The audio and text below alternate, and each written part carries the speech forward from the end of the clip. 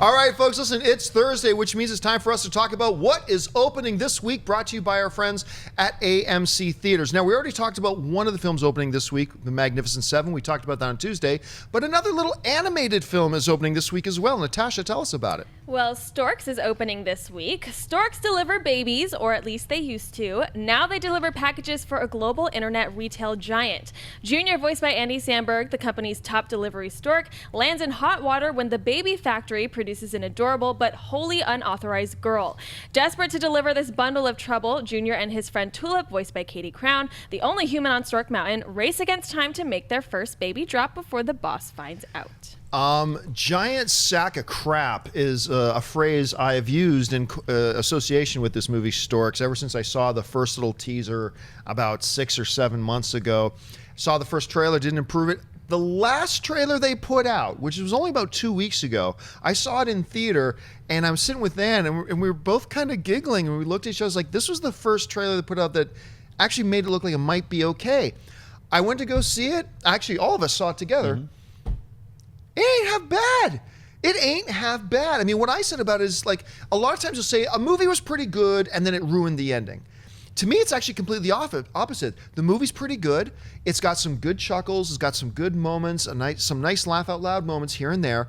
But then they nail the ending. For me, the ending was amazing. The last 5 minutes or so, there's a couple of techniques they use to end the film that just could have been hit or miss. For me, they knocked it out of the park. There's a good emotional hook at the end. I was getting actually a little choked up for a moment.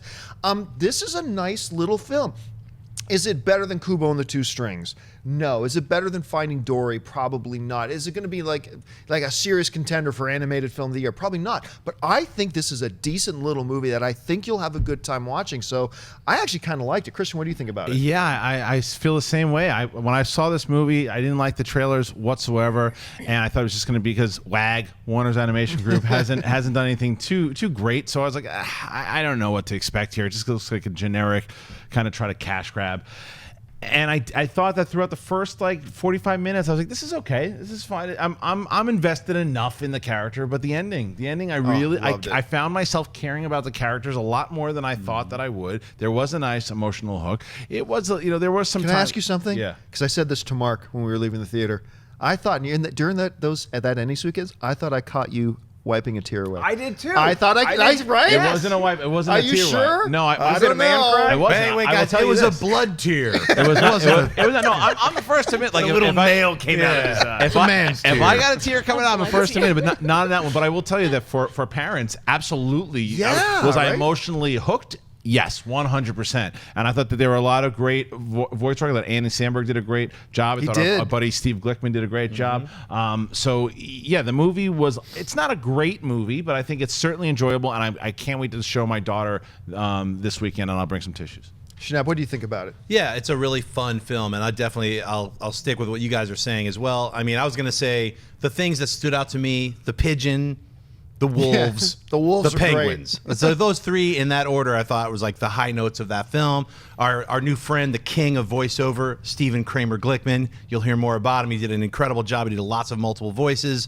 Honestly, the end, it was, without saying anything about no spoilers, it's such a beautiful metaphor. It was. And that's why it just nailed everybody. I found myself getting emotional, and it's like you go through these different characters' journeys, and they're fighting through most of the film.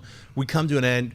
We get it. It's not going to have everybody's dead at the end. This is not a spoiler, but all the storks are murdered. The girl, the red tulip is crying. Why? To save Private Ryan. Yeah, it's Batman killed them. Yeah, the seventh seal, the weird deaf guy comes out. And it's like, let's play chess. It's not actually that kind of movie. actually Miracle on the Hudson. It's just the other telling. It's from the bird's perspective. That's oh my god! Make it. I hadn't seen you that emotional since the last time we went to Taco Bell. Anyway, Mark, what did you think about the film? Well, I cried too.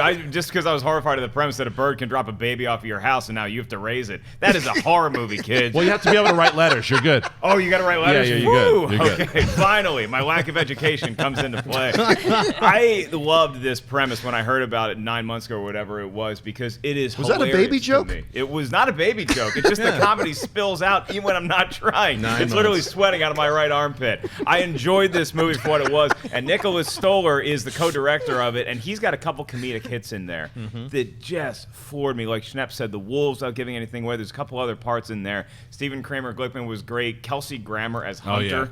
Awesome. Loved it. It's really good casting, and so yeah, it's not a Pixar Disney all-time classic. It's a fun movie. I actually think adults can go see by themselves and enjoy.